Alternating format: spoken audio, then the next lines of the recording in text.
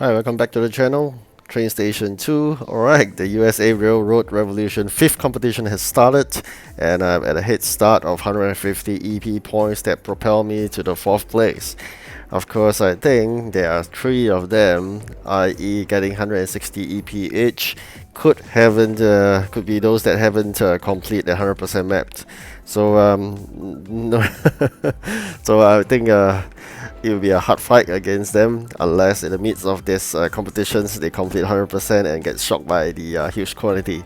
Alright, this is a preparation before the start of the 5th competition.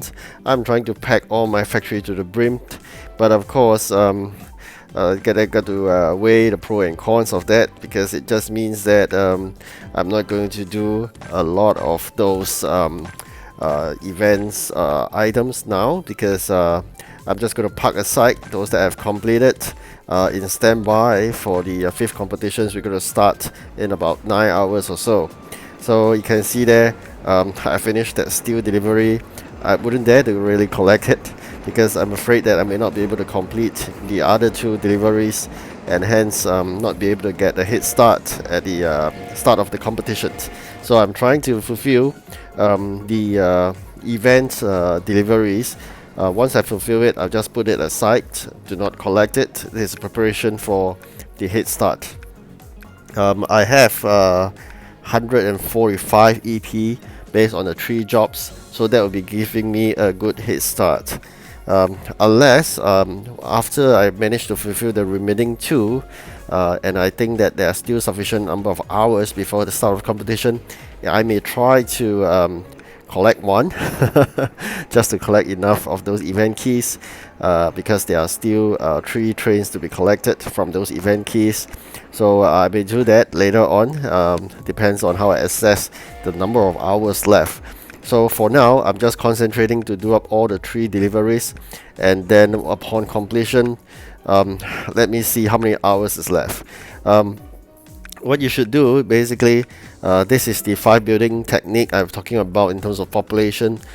Try to position them in such a way, and try to only have those baseline so-called buildings out, which is school, shopping center, condominiums. Yep. So probably out of the 5, 3 are those baseline buildings. If you wish, maybe 4. So it doesn't matter, you could have 2 schools or 2 condos, and then 1 shopping center, and yeah, then one of it be a special building, i.e. some of the buildings you collect from the event, or it's up to you. For me, what I put is I put 2 special buildings out. One I collect from the space race, the other one I collected from the construction event, and then I put a school, shopping center, and a condominium out. You could also put a park out as well. So these are some of the baseline buildings, and 2 special buildings. So I'm trying with this number of buildings, which is 5, and then 2 special and 3 normal. I'm going to test out how it works. So far, it happens to work for me recently, because the request, after I throw away some that actually ask for the blue maps, which I do not have any, you're able to generate only those without blue maps, which means that it only requests certain items without any maps, or with maps that I have. So I'm able to fulfill that upgrade request for the buildings. So upon fulfilling it, of course, you understand that you increase the population, and then able to do that to upgrade my warehouse space. So I managed to recently upgrade my warehouse space using this method. I used to have, I think, about 2,000 odd population. After I used this method, now I grew my population to 3,700 plus. Do not be afraid to keep all your buildings that you have laid out, only left with the 5 buildings, because whichever building you have collected or placed out in the past, that will add on to the population. Removing them and just remaining 5 buildings doesn't reduce the population, okay? Just to be clear on that part. You can give it a try. What I had previously was I do not have any real estate space left, i.e. all the space are filled with buildings. Even I remove all of them, the population will stay where it is, if you have laid out all the buildings. Alright, so once again, I just want to repeat: remove all your buildings, leave it with 5. You may ask why 5. Okay, apparently every time there will be 4 buildings that have the upgrade request. You can see there 4 of those upgrade requests all with a cross, which means I couldn't do it before because either I do not have the blue maps or do not have the required items. Alright, so why 5? Because the 5th one is for you to bin. Once you bin away one of the requests, you appeared on the 5th building, and then if you bin it again, you appeared in another building. So you need the 5 to do that. Also called throw away those requests and then let the new one appear. If you only have 4, so probably I believe it will take a very long while for the other requests to come up. So that's why they call it the 5 building techniques. That's why I understand as well, and it's been working well so far, i.e.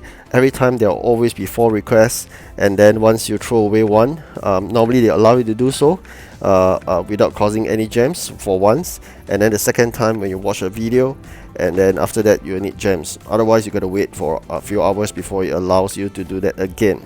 So keep on doing it until you have one that fulfills the request that doesn't require any blue maps. Of course, you have blue maps, then go ahead and do it. I've used up all my blue maps, so this is the reason why. You can see there, these are some of the requests. Then of course, as I mentioned, my focus now is not about population increase. My focus now is quickly do up those 3 events deliveries, which I've so-called completed once. Meanwhile, if I have the enough of those items, then I will fulfill those population increase upgrade of buildings requests. So for now, I'm just trying to fulfill what I need. At the same time, after that, I'm going to pack my factories to the brim, make sure they run at full capacity. Based on our experience so far, you understand that the events request quantity is always huge. So it's good that you have a wide range of items. You can see there, my next just a bit more. I've already upgraded to additional 100, so just a little bit more, 100 space. Try to fulfill all the so-called factories output tray to the max. Some may have asked why do I put the items on the output tray. It's because it acts as my interim warehouse space, whereas the input tray act as my interim warehouse space as well. So output tray is the interim warehouse space for completed products, and raw materials will be and the so-called input tray, because once I store the production by having all the things laid out in the output tray, the input tray items can't move into the production because they will be stalled because they don't have space to produce. So because of that, I'm able to put more of those items in the input tray. Alright, so that's the reason why I'm always packing the factories to the brim, because of this ridiculous items request. Like you see, tables, they need 500 over. So if you do not have so many of those materials, it may be a bit time consuming to send your trains to go and collect it only when you request it. At the same time, you need a lot of time. Like tables, you need an hour to produce it, so it'll be a waste of time waiting to be complete. Imagine you only have this and you're fighting at the end of competitions and you need an hour to produce it. So always try to plan early. It's like, for example, I have 181 standby. That will fulfill one batch of deliveries while I wait for the tables to be ready in another hour, and then I get another 150 as such. So that's how I normally do. Always plan forward. Do not go on the fact that once you require, then you start to produce it, you'll be delayed by an hour. Okay, so yes, I just managed to fulfill one of those maps requests after binning a few by watching video or whatnot. Alright, so always try to maintain that 5 building techniques. That's one. Try to use the factory as your additional warehouse spacing. That's 2. Alright, so this whole game is about planning forward. It's about managing your warehouse space, finding alternatives to it, and of course increasing your warehouse space by increasing population. I mean, some are fantastic players, they have like what, 10,000, 20,000 population already, but for me I have very low population because I didn't start early with these 5 building techniques. If you have not reached to my level, it's still so-called very early in the game, please do so you can increase your population faster, because the higher you go, the more difficult it is to get population increase. Alright, so please do so early. At the same time, if you have a lot of duplicate trains, you gotta watch out not to so-called dismantle them, because you gotta bear in mind these trains in the current region that you are in, they'll be very very useful, especially when you hit with a double restriction delivery. So always bear in mind, unless you are very confident that you'll upgrade the capacity of that particular type of trains and particular class of trains, then you go and dismantle those extras. Otherwise, do not dismantle. Reason being, dismantling a train doesn't give you money, it just gives you materials, and you have tons of them later on, because in, like for example, region 4, to upgrade a train costs tons and tons of gold, and because you do not have enough gold, you'll be collecting in surplus a lot of those upgrade materials. That's why I'm saying do not dismantle train, because you have lots of the upgrade materials later on in region 4. So by all means, collect all the gold whenever it's possible, because that's the how expensive it is. About it costs 1,000 sometimes to upgrade one train, minimally 600 to 800 per train of those more lower class ones. So unlike when you are in region 1, 2 or 3, upgrading a trains, you most of the time is cheaper, and you gotta bear in mind, you got to save a lot of those money when they come over to region 4. Okay, at the same time now, we still have some time for you to plan forward how to win the competition, and so that you can get that event trains using gold coins. Alright, so those event coins, you still have 10 days into this event, so if you could plan forward and then see how it work out. Alright, so the competitions has started. I enter in purposely on 2 hours late. Apparently, I think I should have stayed another hour out, because doesn't give me a good placing. Only managed to propel myself up to 4th position. So in this competition, I realized 3 of the players there seems to be having 160 EP advance. So it means that you can see that's the first one that came out. So there are some still not players not on board yet. Unfortunately, the first 3 are all that haven't complete the competition yet. Otherwise, you're not able to generate 160 EP. So there'll definitely be those that with 80 EP times 2 pieces, or is 80 40 40. So that's why they have 160 EP. For us, we'll have a max of 150, because normally we have 50 of 3, so it's 150. So that's actually spells trouble for me. It just means that there are 3 of the competitors that have not completed 100%, and if they are playing a strategy game in terms of not completing it in this event, in these competitions, I'll be losing out, and best I could get is 4th. And of course, that is provided I work extremely hard, because definitely there'll be other players within the same group that's we working, fighting for that a bit of event coins. Like me, I need another 200 event coins. If I could get 3rd in this competition, I'll be really happy, because that fulfills my requirement.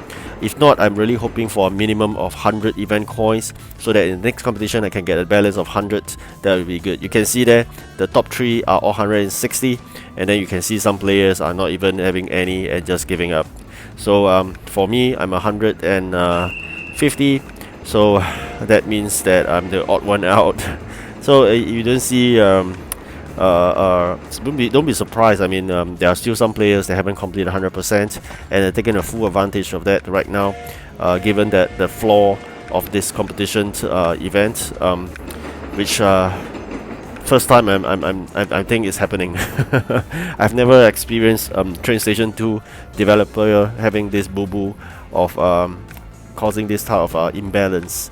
So this is the first event. I do not know why. Is it that revenue squeezing kind of strategy that they're placing, so that people will spend money to rush up? I don't know. So probably this is a boo-boo that the event that whoever designed this event has a very bad design, I think. Bad taste. Alright, so regardless, do not give up. As I mentioned in my previous video, I started with 21st positions in the 4th competition. I ended with 3rd, so it is possible but of course the third is bought with 59 gems.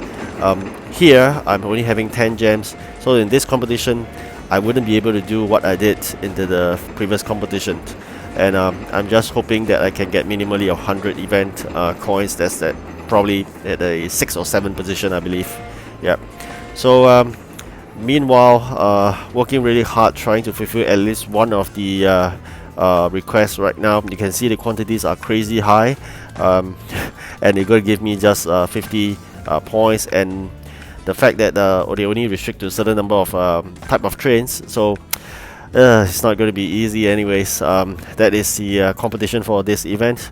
I do hope that in future they do not have such things happening of asking crazy numbers. If this is going forward, then I think we're going to rethink the whole strategy of how to play this game, which means that probably we're going to build on a certain quantity before the start of any competitions. Alright, so that's what I'm trying to do in this competitions. I try to build a very high quantity of every kind, and then see how it works out. Unfortunately, all the 3 requests turned out not to be those that I prepared. That's very unfortunate, but no choice. Alright, so I hope you like this video and really wish you good luck in this competition. Grab those coins, alright?